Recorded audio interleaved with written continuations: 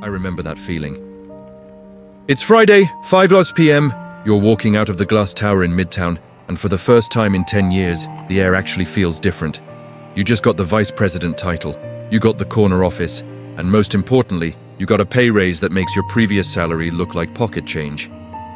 Your CEO shook your hand, looked you in the eye, and told you that you are the future of this firm. You probably went out that night and ordered the most expensive bottle on the menu, thinking you finally won the game. But if you're in that position right now, I need you to put the glass down and listen. Because that promotion wasn't a reward. It was a tactical consolidation. Fast forward to Monday morning. You walk in, ready to conquer the world, but there is a $9 a.m. meeting on your calendar that you didn't schedule. It's just you, the head of HR, and a legal consultant you've never seen before. No CEO, no future of the company talk. Just a folder on the desk containing a severance agreement and a non-compete clause. The same guy who toasted your success 72 hours ago is now out of the office, while they cut your badge access. It feels like a freak accident, but it's actually a masterpiece of corporate engineering.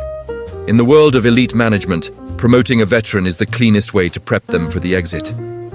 They pile every responsibility onto your plate, let you streamline the department, and once the mess is cleaned up, they realize your $350K salary is the biggest red flag on the balance sheet. By the time you reach 2026, the suits aren't even the ones making the call anymore. It's the efficiency algorithms. And those algorithms don't have a soul. While you were sitting in those long strategy meetings, that Zoom AI companion, or the Otter AI bot wasn't just taking notes. It was learning your decision-making patterns.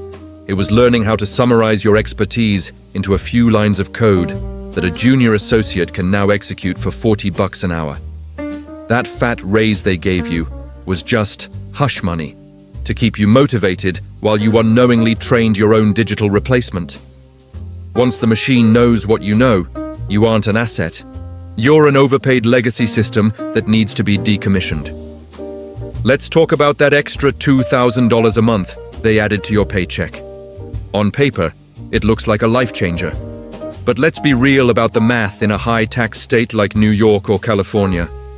After the IRS takes their cut and the state takes theirs, you're left with maybe $1,200. Think about what that money actually buys you. It's not luxury. That extra cash is just enough to cover the therapy sessions you all need to deal with the 80-hour work weeks. It is just enough to pay the divorce lawyer when you realize you have not seen your spouse in daylight for 6 months. Or if you're lucky, it is just enough to buy one really nice bespoke suit. The one you'll be wearing to job interviews 3 months from now, when this firm decides to move in a different direction.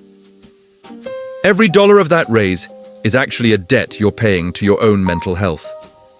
You aren't climbing a ladder, you're paying for the privilege of digging your own professional grave with a slightly better shovel.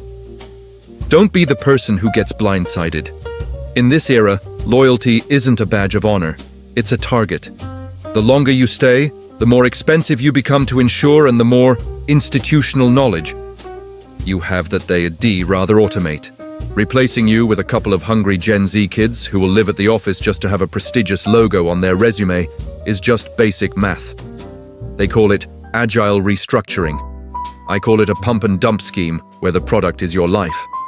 So how do you actually survive this? You have to stop thinking like an employee and start acting like a mercenary. A mercenary doesn't get emotional about the flag they're fighting under. They care about the mission, the pay, and the next move. Stop falling for the corporate family trap. That's just psychological warfare designed to make you feel guilty for leaving at 5 p.m. A company is a transaction. Period. The moment the profit margin on your salary dips below a certain percentage, that transaction is over. You need to build a digital fortress that they can't take away. I'm not talking about stealing company data. That's a one-way ticket to a lawsuit.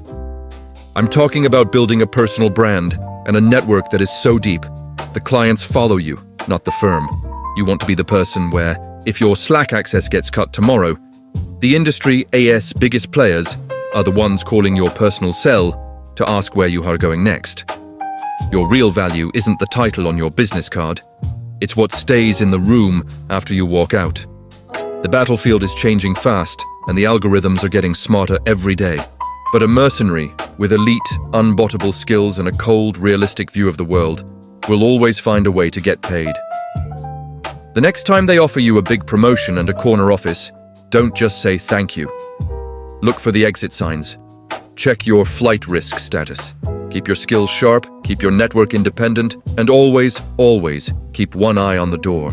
Because in 2026, the only person looking out for your career is the one staring back at you in the mirror. Stay transactional, stay sharp, and never let the gold plating on the handcuffs make you forget that they're still handcuffs.